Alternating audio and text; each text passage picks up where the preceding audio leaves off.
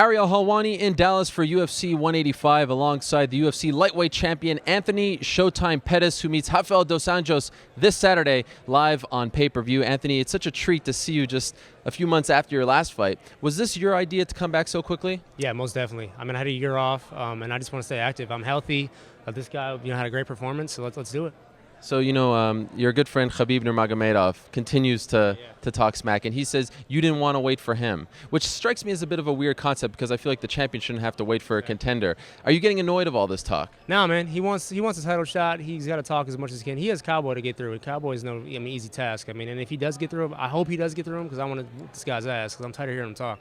Now, RDA, he doesn't really talk that much smack about you. It's been pretty respectful. But I'm wondering, have you been, he had the one loss to Khabib. Other than that, he's 8-1 in his last 9. Have you been impressed with him? Most definitely, man. He knocked out Ben Henderson. How can you not be impressed with him? So I think this guy here is going to test me. I know he's going to come out ready to go 5 rounds, and he has a skill set to strike with me, to be in the ground with me. So I think this is the kind of fight I need. This is what the fans need to see how good I really got. The Melendez fight, you can kind of base it a little bit. I had a year off. I was a little nervous going out there. So, 7 minutes is hard to tell how good I really got. I think this guy's going to push me and make me perform at my highest level.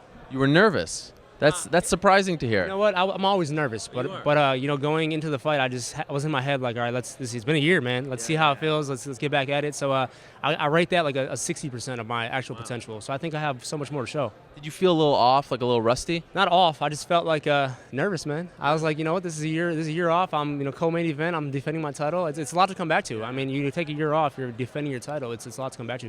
You certainly hide it well. You don't strike me as the kind of person who is nervous before his big fight, so kudos on that. Always nervous, man. Really? If you're not nervous, you're not ready. I think, I put so much into these camps and so much into this career that I have a lot to lose, man. And if this guy beats me, I lose everything I worked for. Do you feel the weight of that title on your shoulders when you say, I have a lot to lose? There's a lot that comes with that, right? Great sponsorships and all that. Do you feel that more and more every time you defend it now? It's not really the sponsorships, man. It's more in my head. I know I'm the best in the world. I know I can perform at this highest level for a long time, and I can fight frequently. I think with the year off, a lot of people have talked. You got to listen to it a little bit. People are talking. People are getting in your head, and I'm strong enough to get past that. But that's the pressure I feel, is being able to perform at the highest level and do it frequently. You ever work with a mental coach? No, I didn't. Sports psychologist, all that. I went through some stuff as a kid, man. So I think if I can get through that, I can get through anything. Sure. What concerns you most about his game? His will to not to quit, man. I seen him fight Khabib. He didn't quit. He didn't break. He kept getting up. In Cerrone's face, he's in Diaz's face. I think even if I hit him and hurt him, he's still coming forward. So I got to get creative and I got to get tricky out there and make sure this guy doesn't hit me with that big left or his big right hook. Do you think he wants to take the fight to the ground? He's gotten a lot better as a striker, but at his core, he's a jiu-jitsu guy, right? Do you think he's going to want to take this to the ground? I don't think anybody wants to take it to the ground, but once they feel my striking, they have to take it to the ground. So I'm expecting him to shoot a double leg at some point in the first round. I'm sure he's smart enough to try winning rounds and some takedowns, but I don't think his wrestling is strong enough to mess with me. I've been training with Ben Askren for a long time, and unless he catches me coming in on a dumb punch or something, which is unlikely, I don't see him taking me down. And if he does, I got some ground game ready for him. It's very surprising to people like me to even see him in this spot. He started his UFC career 0-2, 4-4 in his first 8 fights. What do you make of that? That's a pretty amazing turnaround. A lot of people thought he'd just be kind of one of those mid-tier lightweights and not really get to this point. You know what I mean? Yeah. No, I know. I studied his career now that I'm about to fight him. He just doesn't quit. That's the thing about him. He's getting better. He's always improving. His striking from the Jeremy Stevens knockout to where he's at right now, it's a totally different striker. And it took him a while to do it, but he's looking good, man. So he doesn't quit. I have respect for Rafael dos Anjos. I know he's going to bring a fight, and we're going to put on a show for the fans. I got to give you props. During Christmas, you did an amazing thing for your mother. That was unbelievable, getting her a new house and a new car.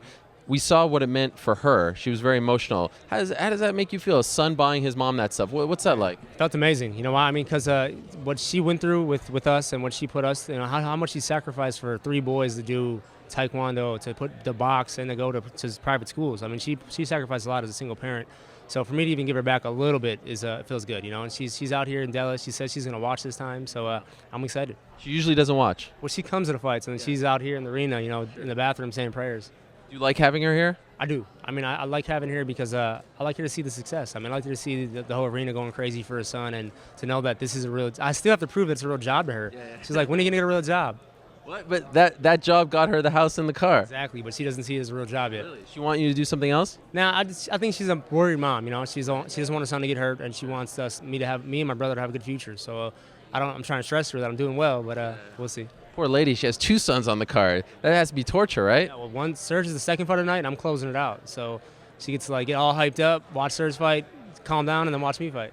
Do you like having him on the same card, or would you prefer to be separate so you can give him full attention? At first, I wanted to be separate. I wanted to be in his corner and wanted to, let him, be part of his whole process. But now I find out it's better for him and better for me because we get to do training camps together. We get to train hard together. I get to see his process every day. I'm in the gym with him, and then at the end, he's his own man. I don't go corner him anymore. I'm watching in my room, and he understands that this is a single man sport. I can't go in the octagon with him. When that cage closes, it's all on him. So I feel like he's growing as a man, and I'm growing, separating away from him a little bit and letting him do his own thing. He's making his UFC flyweight debut. How's his weight? He's he woke up at 129. Wow. Yeah. So he's amazing right now. He'll probably wake up on weight. Great nutrition for the camp, and we never really have a problem with weight cuts. I mean, we do it really well. We hire a nutritionist. He comes live with us for 8 weeks, and it usually happens pretty easy. I saw on your Twitter, it was recently the anniversary of your father's passing, right? Does that affect you at all when you're about to go, to battle, to have that happen around the same time? Yeah, it's his birthday, actually. Yeah, March 8th. My apologies. Yeah, March 8th. So, no, man, it motivates me. I mean, it's his birthday is more of a special day for us. We go to his grave, we celebrate it. My mom did a cool thing. He was 57.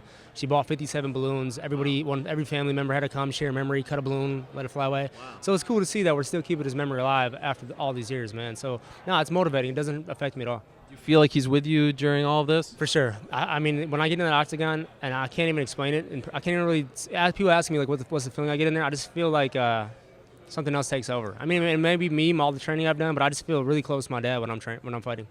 I spoke to Duke Roufus on my show this week, and he said that you are MMA's version of Floyd Mayweather. A comment like that sometimes receives criticism, like, oh, keep them separate. Why?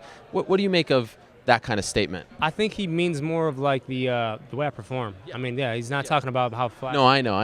The amount of money Mayweather. I wish I had Mayweather's money. One day, but yeah, I mean, whatever Duke says, I take it to heart, man. He compared me to Michael Jordan one time, and I think he might speak before everybody else knows what's up. But he gets to be here every day with me, man. He sees the process from first day of camp to fight night to the results of the fight to what I'm doing right after the next week in the gym. So I think he thinks of me so much higher than most people actually even know. I mean, the world gets to see me for 7 minutes, 5 minutes at a time. They don't really know what I do how much I bust my butt to be where I'm at.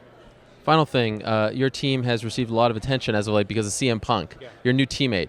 Will he in fact be walking you out to the cage? Yes, he will be walking with me out to the cage. He's not going to corner me, obviously. Of course. Yeah, he still has some stuff to learn himself, but he offered to come out, man, and I think having as much as people here as possible helps me feel comfortable, feel like I'm back at home.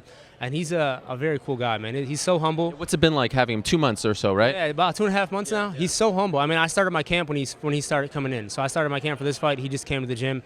You know what to expect. CM Punk. He's top of the top, man. He has a huge name. He came to the mat. He's talked to me one-on-one. He's like, I appreciate you accepting me coming in. He's like, I want to come here not just for 90 minutes in practice. I want to hang out with you guys. I want to feel how it feels to be part of the team. Right. And that's what he's doing. I mean, he's taking his time. He put his career in Duke's hands, our hands, and we'll take our time with him. I want to make sure he's ready. He just had his first sparring session. Did you see it? Yeah, that was interesting. What was it like? He fought a wrestler, so it was kind of hard. He's a jiu-jitsu guy. He's getting better at stand-up. It was kind of hard to tell his progression. I mean, I know in his head, we hyped it up. We had the whole gym full. Wow. We had him walk out the locker room. Everybody's clapping and stuff. So he's not going to have any amateur fights. I mean, this guy's going straight to the big show. So we're trying to make it easy as possible for this transition. But we have some work to do. Okay. Well, good luck to you. A pleasure as always. Can't wait for the fight. Thank you, man. Thank you.